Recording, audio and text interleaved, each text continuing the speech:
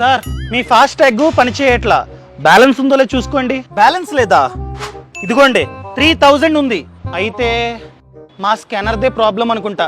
సర్లే sir, cash ఇచ్చేయండి. ఇంకా ఏంటి సార్ క్యాష్ ఇచ్చేది?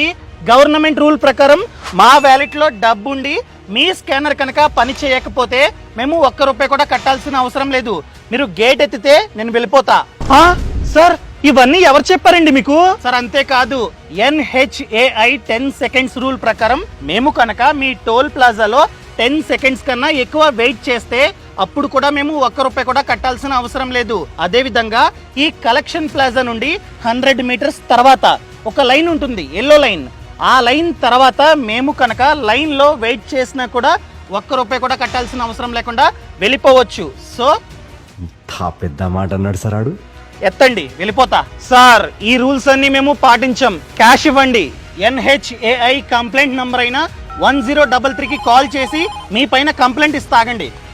సార్ సార్ వెళ్ళండి సార్, గేట్ ఎత్తరా. సార్ కంప్లైంట్ మాత్రం ఇవ్వకండి. Bye sir.